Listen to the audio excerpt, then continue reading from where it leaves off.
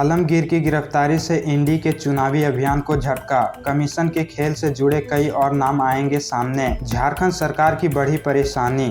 झारखंड सरकार में ग्रामीण विकास मंत्री आलमगीर आलम को ईडी ने गिरफ्तार कर लिया है। अब सवाल यह है कि क्या इनकी गिरफ्तारी का असर झारखंड सरकार पर पड़ेगा? क्या आलमगीर आलम इस्तीफा देंगे? अगर इस्तीफा नहीं देते तो विभाग का काम कैसे चलेगा? क्या कांग्रेस आलमगीर का मंत्री पद किसी और नेता को दे सकती है? आलमगीर आलम की गिरफ्तारी का कोई खास असर नहीं पड़ेगा। उनकी गिरफ्तारी से सरकार संकट में नहीं है। अब तक उन्होंने इस्तीफा का ऐलान नहीं किया है। मंत्री और सरकारी अधिकारी के पद में फर्क होता है। उन्हें मंत्री पद से हटाया नहीं जा सकता, उन्हें इस्तीफा ही देना होगा। विभाग पर भी कोई खास असर नहीं पड़ेगा। अगर आलमगीर आलम इस्तीफा नहीं देते तो उनके विभाग की जिम्मेदारी सीएम चंपई सोरेन के पास होगी। मुख्यमंत्री सभी विभाग का मुखिया होता है। इस स्थिति में ग्रामीण विभाग की सारी फाइलें सीधे सीएम के पास जाएगी। अब संभावना है कि इस गिरफ्तारी के साथ ही कई और नाम सामने आ सकते हैं जो इस कमीशन के खेल का हिस्सा थे।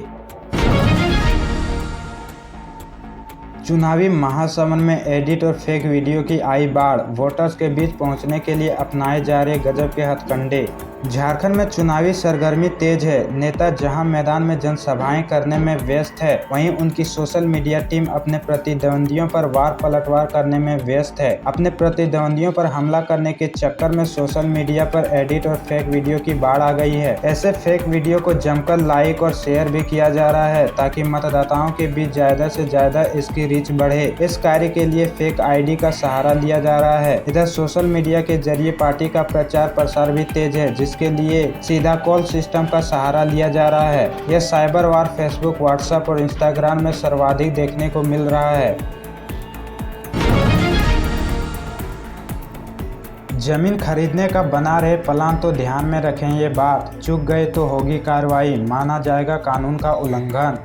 आरआरडीए रांची क्षेत्रीय विकास प्राधिकरण क्षेत्र में जमीन खरीदने से पहले यह सुनिश्चित कर लें कि संबंधित भूखंड पर आरआरडी की ओर से यूसी केस व लेआउट प्लान से संबंधित केस दर्ज है या नहीं। यदि जमीन खरीदने वाले इस संबंध में जानकारी लिए बिना जमीन की खरीद करेंगे तो उनके विरुद्ध झारखंड क्षेत्रीय विकास प्राधिकरण अधिनियम 1981 की सुसंगत धाराओं के अनुरूप कार्रवाई की जाएगी। साथ ही इसे गैर कानूनी माना जाएगा। सोमवार को आरआरडीए के नगर निदेशक की ओर से इस संबंध में प्रेस विज्ञप्ति जारी कर यह जानकारी दी गई। नगर निवेशक की ओर से कहा गया कि किसी बिल्डर या जमीन मालिक की ओर से आरआरडीए क्षेत्र अंतर्गत प्राधिकरण से लिखित अनुमति लिए बिना भूमि का उपयोग, परिवर्तन व विकास कार्य झारखंड क्षेत्रीय विकास प्राधिकरण अधिनियम 1981 की धारा 30 का उल्लंघन है। रेलवे में 5 अधिकारियों का तबादला। आदित्य कुमार चौधरी बने चक्रधरपुर के नए सीनियर डीसीसीएम। गजराज सिंह चरण का गार्डन रिच हुआ तबादला। दक्षिण पूर्व रेलवे में ऊपरी स्तर पर 5 पदाधिकारियों का तबादला आदेश बुधवार को जारी किया गया था। नए आदेश में चक्रधरपुर, यादरा व खड़गपुर में ऑपरेटिंग और कॉमर्शियल के सीनियर अधिकारियों को इधर से उधर किया गया है। चक्रधरपुर सीनियर डीसीसीएम गजराज सिंह चरण को डिप्टी सीओएम बनाया गया है। वहीं दक्षिण पूर्व रेलवे के सीपीआरओ आदित्य कुमार चौधरी को चक्रधरपुर डिवीजन का नया सीनियर डीसीसीएम बनाया गया है। आदित्य कुमार चौधरी इससे पहले आद्रा व खड़गपुर के सीनियर डीसीसीएम रह चुके हैं। संभवतः सोमवार से पहले नए सीनियर डीसीसीएम आदित्य चौधरी अपना योगदान चक्रधरपुर में दे सकते हैं।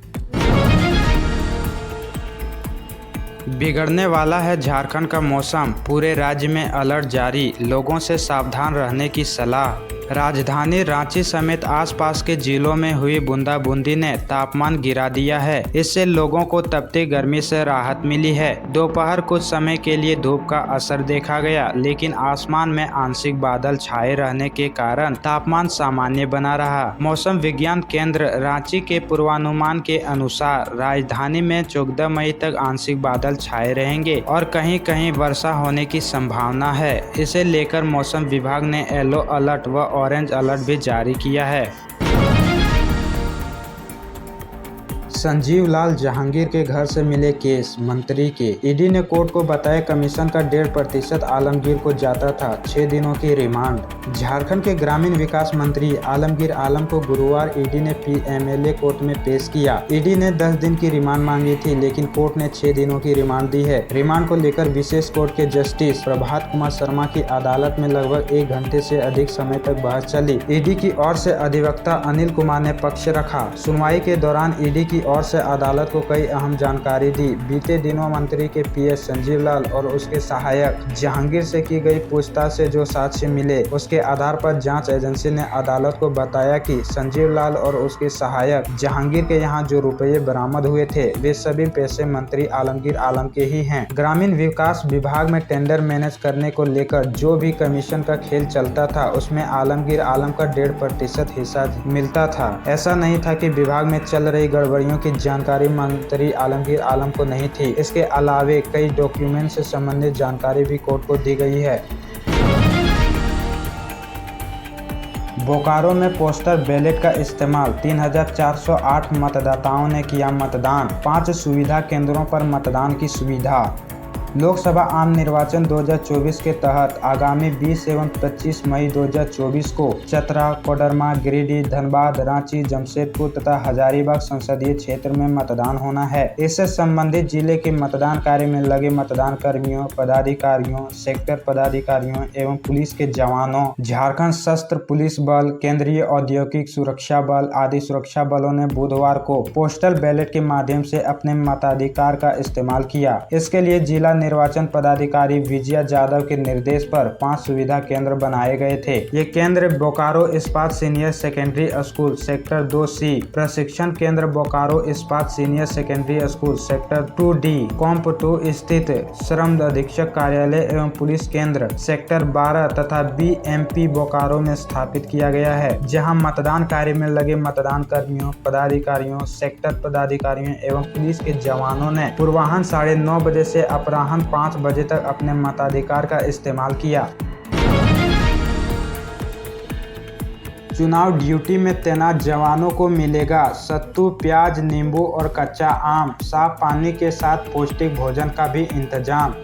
भीषण गर्मी के बीच चुनाव ड्यूटी करने वाले सभी प्रकार के सुरक्षा बलों को सुरक्षित रखने के लिए पुलिस महानिदेशक ने खान पान से लेकर चिकित्सा की सुविधा उपलब्ध कराने के लेकर अपना आदेश दे दिया है। इसके तहत चुनाव ड्यूटी करने वाले जवानों के लिए प्लाटूनवार सत्तू, नींबू, प्याज, कच्चा आम, ORS, इलेक्ट्रोल पाउडर की पूर्ण व्यवस्था करने की बात कही गई है। इसके साथ ही फर्स्ट एड किट भी इन्हें दिए जाने का आदेश दिया गया है। जहां भी जवानों को तैनात किया जा रहा है, वहां गुणवत्तापूर्ण भोजन के साथ स्वच्छ पानी देने का आदेश है। यह भी हिदायत दी गई कि ड्यूटी में लगे जवानों को जो दवाएं दी जा रही है वह एक्सपायरी डेट की ना हो। झारखंड विधानसभा नियुक्ति घोटाला, कोर्ट में सौंपी गई अब तक मामले में हुई कार्रवाई की सीलबंद रिपोर्ट। झारखंड हाई कोर्ट में विधानसभा में नियुक्ति घोटाला को लेकर सुनवाई हुई। इस दौरान विधानसभा की ओर से मामले में अब तक की गई कार्रवाई की सीलबंद रिपोर्ट दाखिल की गई। सरकार की ओर से इस मामले में कुछ नए तथ्यों की जानकारी देने के लिए समय की मांग की गई है। अदालत में मामले में अगली सुनवाई 11 जून को निर्धारित की है। पिछली सुनवाई को अदालत में विधानसभा से इस आशय की रिपोर्ट मांगी थी कि जब राजभवन ने जाँच रिपोर्ट के बाद कार्रवाई का निर्देश दिया था तो क्या क्या कार्रवाई की गई है। गौरतलब है कि इस संबंध में शिवशंकर शर्मा ने जनहित याचिका दाखिल की है। याचिका में कहा गया है कि वर्ष 2007-8 में झारखंड विधानसभा में 150 लोगों की नियुक्ति में भारी गड़बड़ी की गई है। नियुक्ति में नियमों का पालन नहीं किया गया और अयोग्य लोगों को भी नियुक्ति किया गया है। अदालत से जांच रिपोर्ट पर कार्रवाई की मांग की गई। इस मामले की जांच के लिए पहले जस्टिस विक्रमादित्य की अध्यक्षता में एक सदस्यीय आयोग का गठन किया गया था। आयोग ने जाँच पूरी कर साल 2018 में राज्यपाल को रिपोर्ट सौंपी थी। इसके बाद राज्यपाल ने विधानसभा अध्यक्ष को कार्रवाई का निर्देश दिया था। अब अगली सुनवाई में क्या क्या कार्रवाई हुई है, इस पर बहस होगी। काम के नाम पर किया लूट भ्रष्टाचार, सीता सोरेन ने चंपई सरकार पर साधा निशाना, लोगों से कर दिया ये वादा।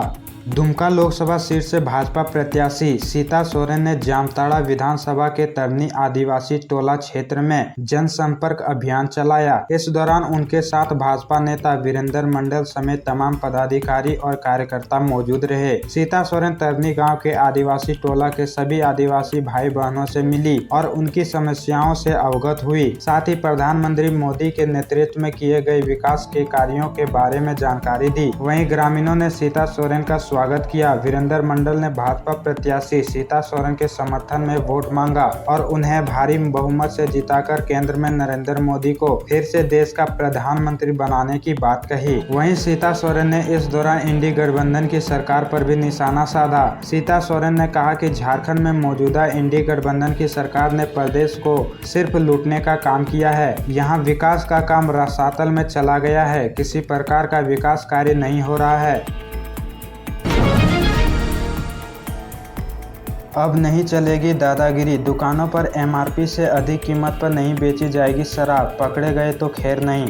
राज्य में अवैध शराब व एमआरपी से अधिक वसूली पर लगाम कसने की कवायद तेज है। उत्पाद एवं मद्य निषेध विभाग के सचिव मुकेश कुमार ने सभी जिलों के सहायक आयुक्त उत्पाद अधीक्षकों को स्पष्ट निर्देश दे दिया है कि किसी भी कीमत पर अनियमितता बर्दाश्त नहीं की जाएगी। शराब बिकी तो उस उत्पाद दुकान के कर्मचारी के साथ साथ संबंधित एजेंसी पर भी कार्रवाई होगी। उत्पाद सचिव के इस निर्देश का असर दिखने लगा है। सभी जिलों में वहां के सहायक आयुक्त उत्पाद प्रेस कॉन्फ्रेंस कर यह सूचना आम जनता में प्रसारित कर रहे हैं कि जहां भी इस तरह की अनियमितता मिले उसका विरोध करें और विभाग को इसकी सूचना दें। इसका असर यह पड़ रहा है कि पहले जिस तरह खुदरा शराब दुकानदार हक व दादागिरी में एमआरपी से अधिक मांगते थे, अब ऐसा नहीं है। हालांकि यह समस्या पूरी तरह खत्म नहीं हुआ है, जिसे खत्म करने की कोशिश जारी है।